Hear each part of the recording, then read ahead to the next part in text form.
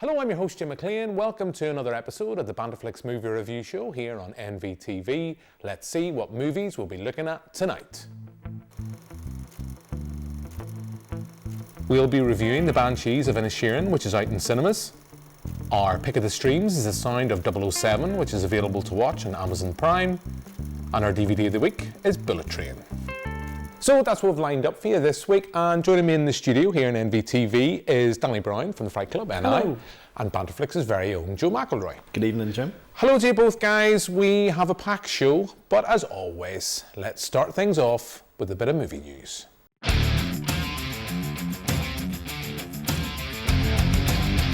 So guys, maybe November, Halloween has passed. That doesn't mean we have to stop talking about horror movies. So, Danny, I know there's something in particular that's caught your attention. We get the first look at the new Evil Dead movie with the still, and we get our cinema release date, April 21st, I believe, next year. So, yeah, I'm super excited because if you've watched our Fright Club YouTube channel, you know we've talked about the first 3 Evil Deads. We love them, so we're really, really excited for this new one coming out. And we won't talk about the remake, it's fine, don't worry. I wasn't going to push you on the remake. I don't mind the remake. It's just a nasty film where I think it doesn't have the sense of fun that the Evil Dead movies, the original Raimi directed films, have. I'm intrigued by this. I am a fan of Lee Cronin, you know, Irish filmmaker, so good to see one of our own directing this big franchise. I'm intrigued because it's doing something slightly different, but I still don't know. I'm not going to let myself get excited, because when I let myself get excited about things, you know, let's not mention the C word, let's not talk about Christmas, I tend to get excited. I'm the person that wanted this, I wanted the Mega Drive and got the Master System. So I'm pessimistic, but I wait to be pleasantly surprised. We have got, as we record tonight, we have a still to go on. It looks like Evil Dead. We're just going to have to wait and see. Joe, are you excited about this? Yeah, very much so. Like you, I'm a fan of Lee Cronin. I really like The Hole in the Ground, his other film that sort of brought him to my attention. With Evil Dead, I like that they're sort of doing it in like an apartment block. That's the whole setup of it. But even prior to that, I was a huge fan of Ash vs. Evil Dead, the show. And I know Bruce Campbell's still on board as a producer as well as Sam Raimi. So they're sort of there to steady the ship. So I'm interested to see where they're going to take it.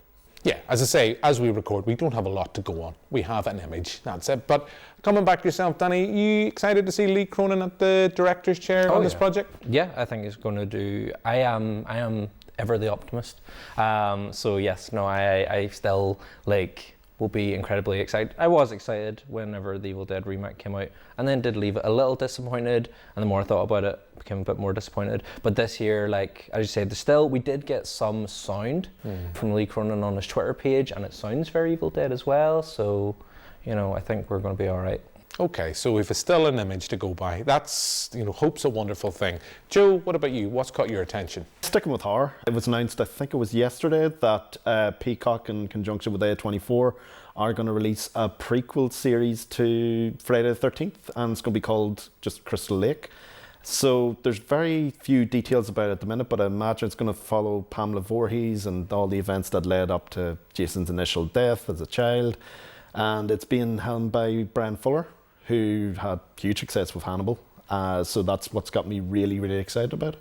Okay, I didn't know about this until you mentioned it. The involvement of Brian Fuller has piqued my interest. I absolutely adore Hannibal, but let's be honest, at least for the next Evil Dead movie, we had a still and some audio to go with. We've very little to go on, but I don't know, I could be interested. Do I think we need a prequel series to Friday the 13th? Probably not, but I think it's a more interesting way to go than a remake or another sequel. You know, Jason Takes Belfast, fingers crossed, it's going to happen, guys. I don't know, but Danny, you excited for this? Yeah, I'm pretty excited to see a bit more of the origin behind Jason. We get bits and pieces throughout the franchise, but it'll be more interesting to see, you know, what drives the mammy to go all out crazy in the first one, you know? You're too much of an optimist, Danny. I am. You're too much of an optimist. But, I mean, I know we're going to move on and talk some movies. The last thing, we didn't get a chance last week with Halloween and our found footage special to talk about this, But James Gunn, you know, he's moved from Marvel to DC, although he's going to swing both ways. He's still going to be involved, but he's going to be brought on as almost like a Kevin Feige-esque role within DC as they retool and restart their cinematic franchise. We've just had Black Adam out in cinemas. It's not much of a secret. We could even mention this, the fact that it's official now. Henry Cavill will be back. He has been back in a cameo. Sorry, I had it spoiled for me, viewers. You can have it spoiled. But he's back as Superman now, officially. I'm excited about that. I do like Henry Cavill. I want to see a happy, optimistic Superman. I don't want to see someone that's burdened by being a Kryptonian superhero. But, you know, Henry Cavill back, James Gunn, DC could start to look good. Joe? Yeah, gonna go full Danny here and be an optimist about it. Yeah, no, I think his inclusion as, you know, sort of creative control over the DC universe is a good thing. I liked his version of the Suicide Squad, and Peacemaker was even better as a show. So I think, you know, just taking Superman as an example, I think he's someone who can very much handle, you know, the character full of optimism and hope and add a lot of fun to it. But as well as that, there's an emotional heart to it. Like if you just look at what he did with Guardians of the Galaxy, if he can sort of take some of those elements and apply them to Superman, you know, he could be on to a winner. Yeah, fingers crossed, you know.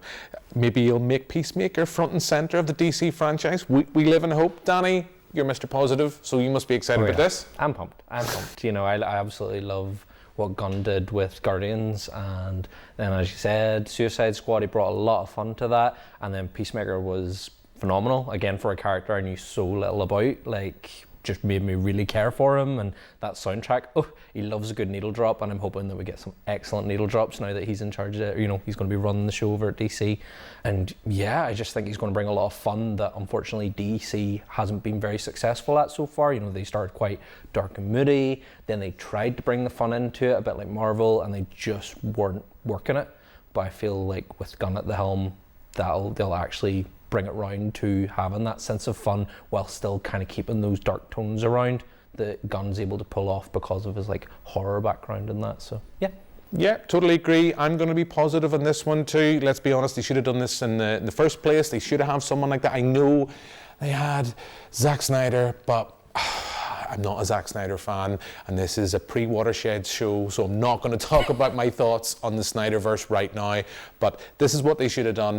You know, Kevin Feige has been in place with Marvel for quite some time. Yes, I think the Marvel franchise is going a little bit stale, if I'm really honest, but next week we have the Black Panther sequel coming out, so maybe that will be the thing that will rejuvenate my love for the franchise, but we'll wait and see. And look, with that, let's move on from some movie news and let's talk about some movies we've actually seen.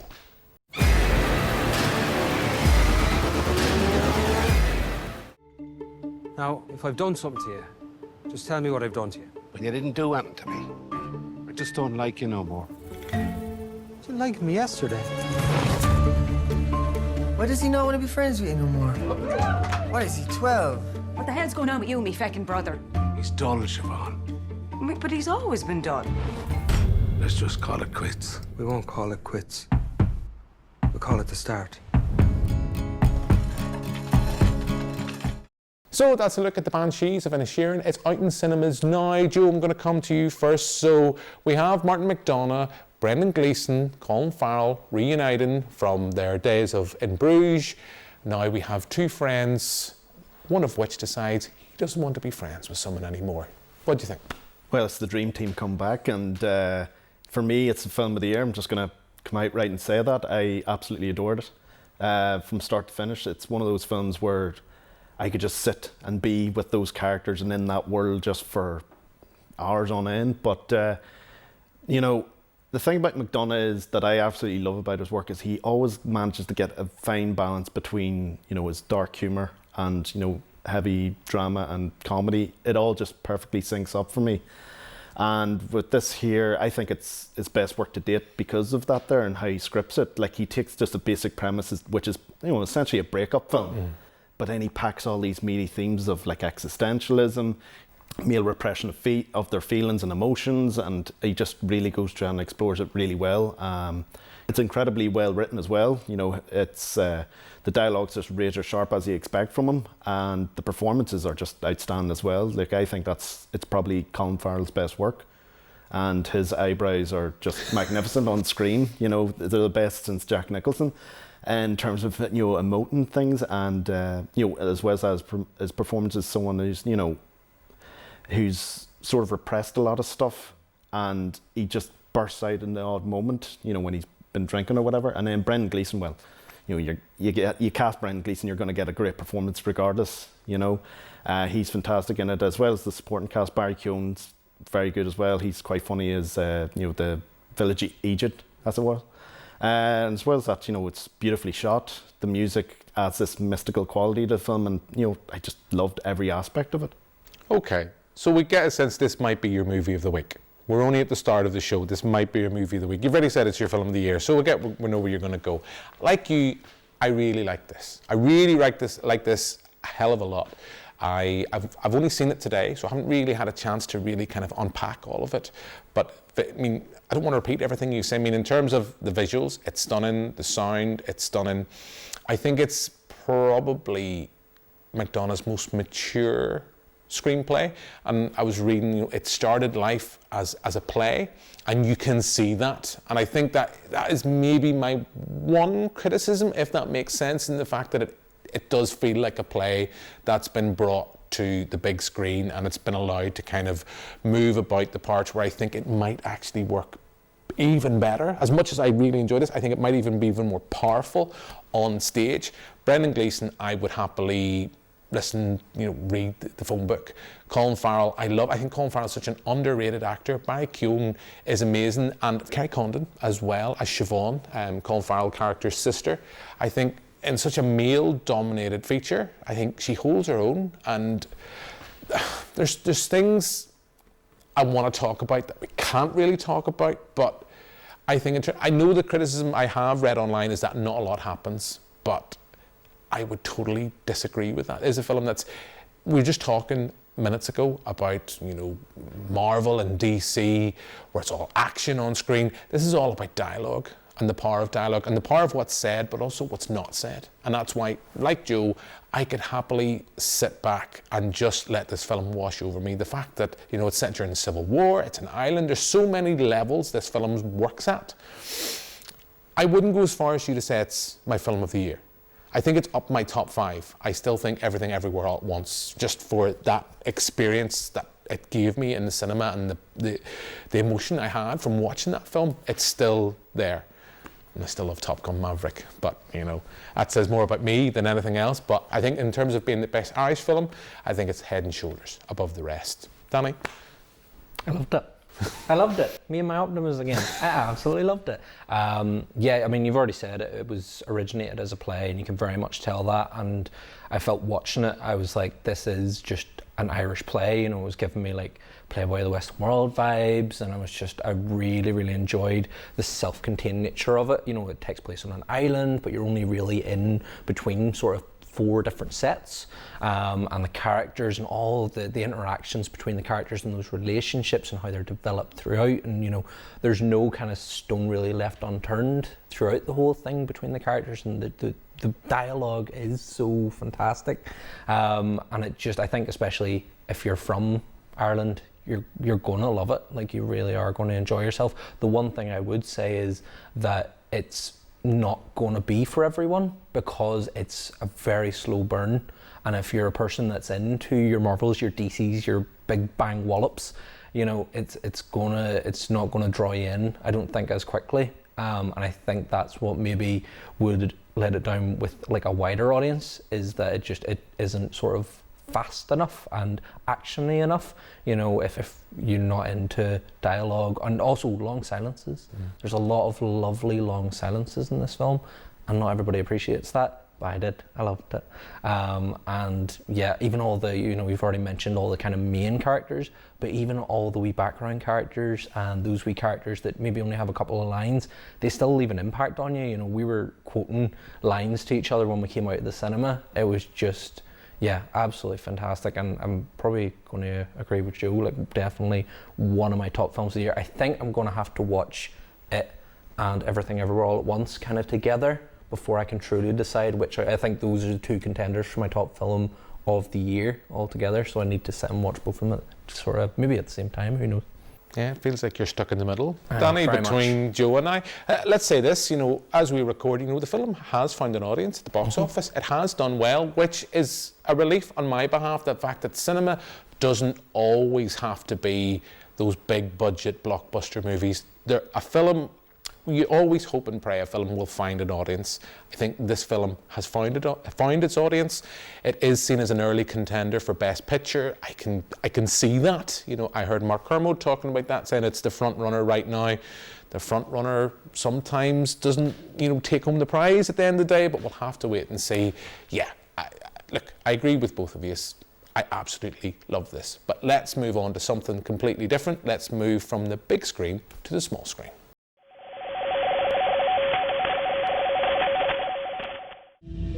The fight to do a Bond song is as big as the fight to be cast as Bond.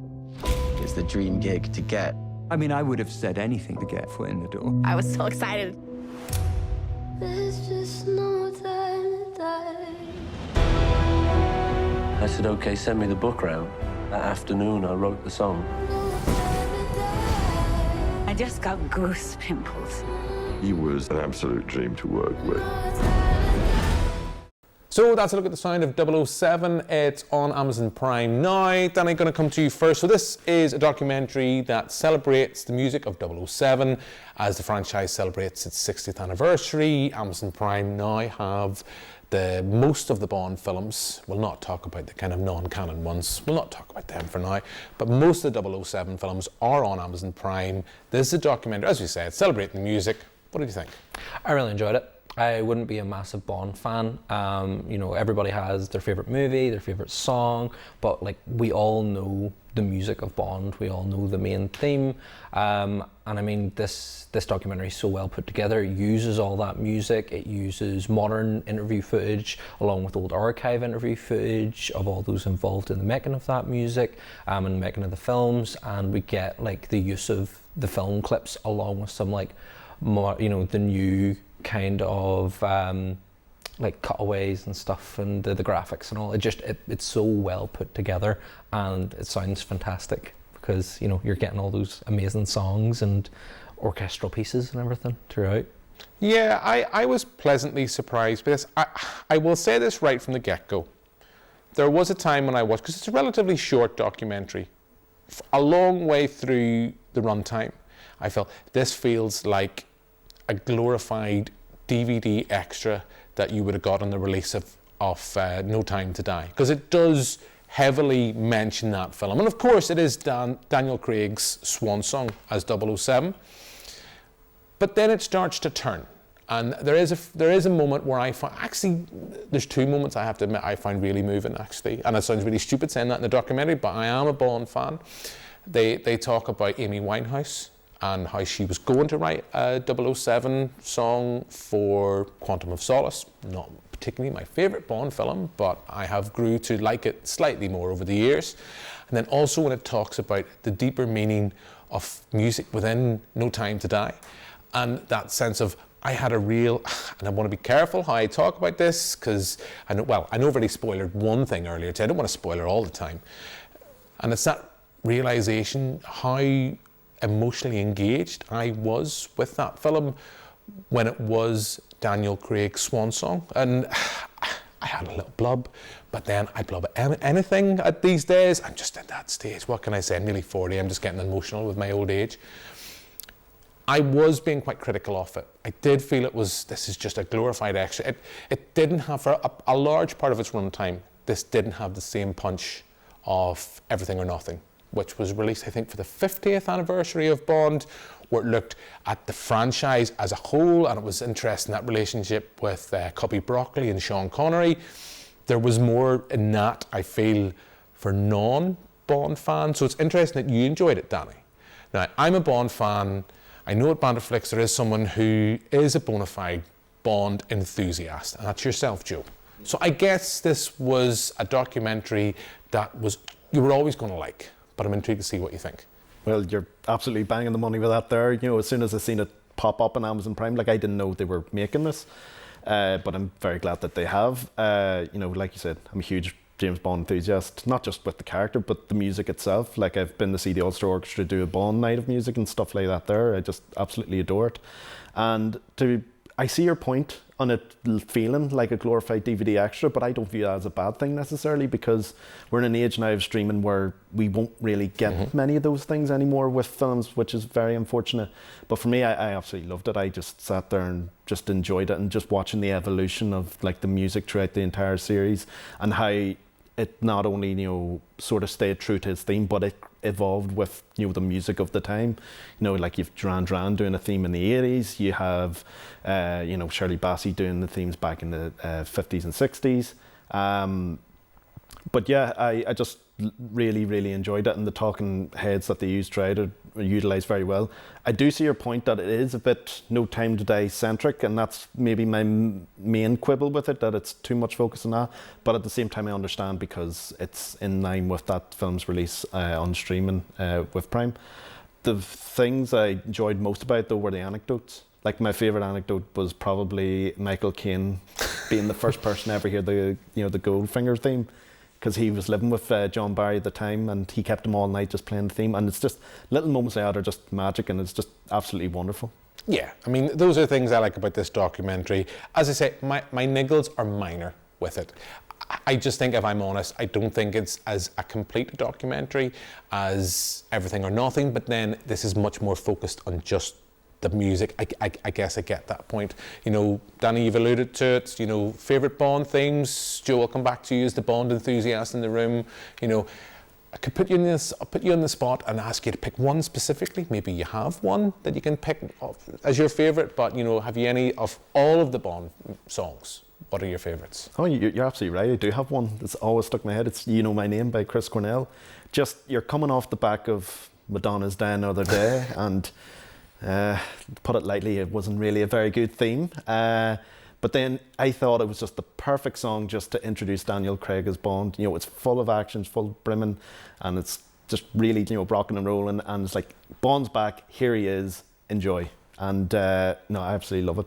But that's not to say, you know, like, there's others that are close seconds, but I'm sure you guys are going to mention them in a second here. If I have to pick one, if I'm in the car and Nobody Does It Better comes on, I apologise to fellow drivers on the road. I will swerve.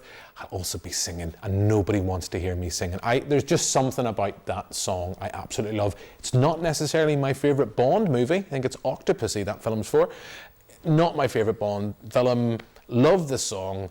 And I'm going to say, after being critical about the documentary, I'm not going to say it's my favourite. I've realised how much I actually like Billie Eilish's Bond theme, how quickly that has grew in me.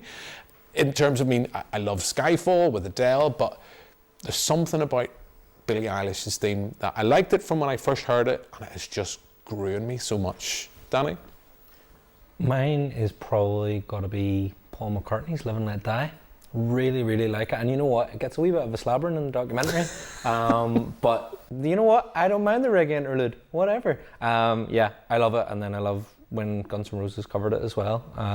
Yeah, it's probably my favourite one, and I think it's because that's from the movie that I kind of remember most watching first, was Live and Let Die. So yeah, I'm going to go with that one. But again, any of the Daniel Craig ones, Daniel Craig was my Bond, so like a lot of those themes and stuff resonate with me. Okay, well there we go. I think we shall have to leave our conversation on all things 007 for now, and we will move on to our DVD of the week.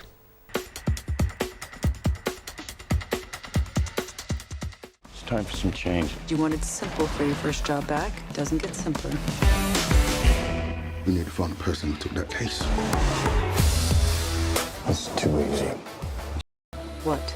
Remember those two wackos from the Bolivia job? The twins? Yeah, not so sure they're twins. Get off the train.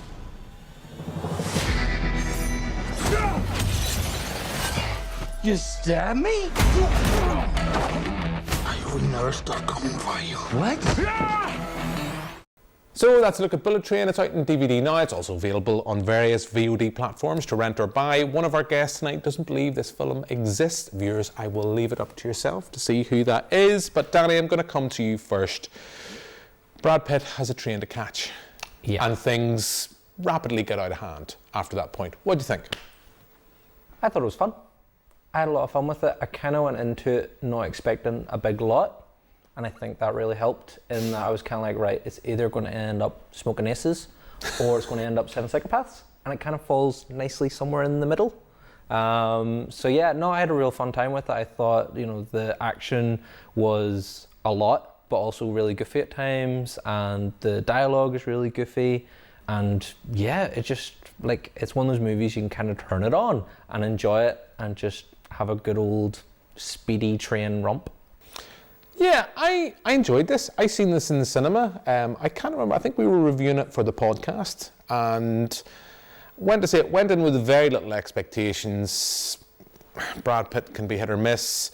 I felt like it was a film that was trying to be too much kind of, not so much the Quentin Tarantino I love, but the Quentin Tarantino we have now. He's slightly overcooked and everything's about style over substance. I still kind of think that. I still think it's a film inspired by the films that Quentin makes now, as opposed to, you know, like Jackie Brown, Pulp Fiction, Reservoir Dogs, when that's classic Quentin. But I enjoyed it. It's fun, action sequences. I'm going to repeat everything you say, then I think the action sequences are handled well. You know, Brad Pitt is solid, he's charismatic in that leading role, but let's give a shout out to Aaron Taylor-Johnson, who's great in that small supporting role. You know, anyone loves a reference to Thomas the Tank. I was a Thomas the Tank fan when I was younger, so good to see that being brought up. It's a film where I think the action's handled well, but let's give a shout out to the casting director. They have got most of those big kind of acting roles in this film bang on, and will not spoil some of the cameos that are here. I think it's well done. My criticism, if I had to, it's half an hour too long, and it's over. We're talking about Quentin Tarantino being overcooked. It's far too overcooked in the finale, and it kind of lost me when it's like, hang on, we're going to go, you're already at 10, you don't need to go to 15. I'm quite happy with how this film is resolving itself, and then needs this need to be a great over-the-top action sequence. That's my criticism.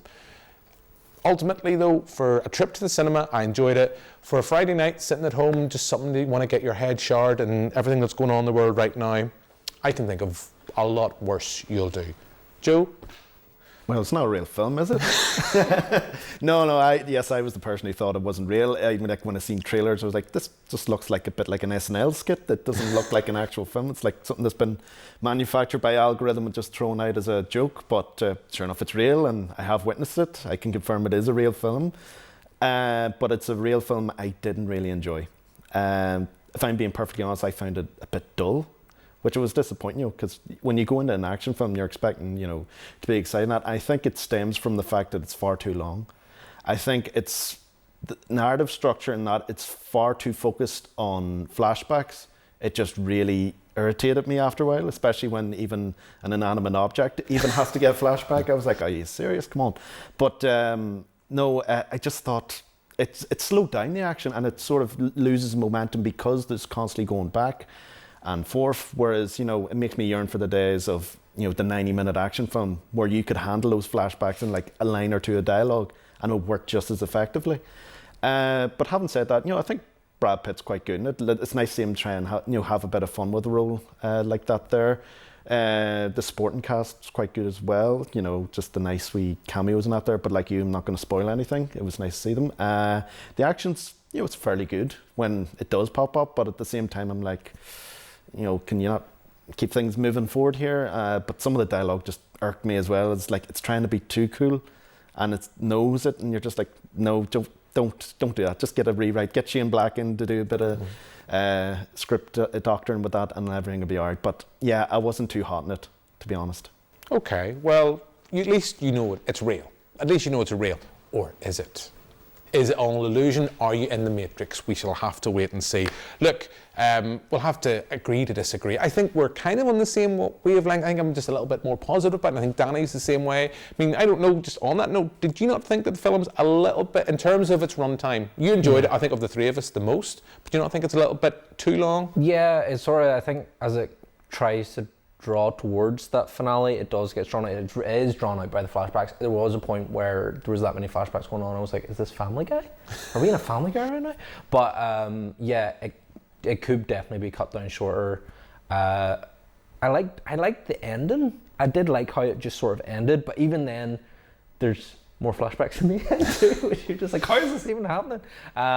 But yeah, no, they're definitely like, you could easily tear it apart, but as you say, it's just something to kind of throw on, switch off, and enjoy it for its silliness.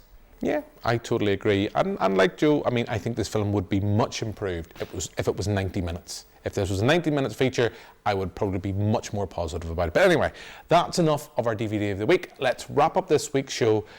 I guess it's a bit of a pre-gone conclusion this week, but let's pick our movie of the week.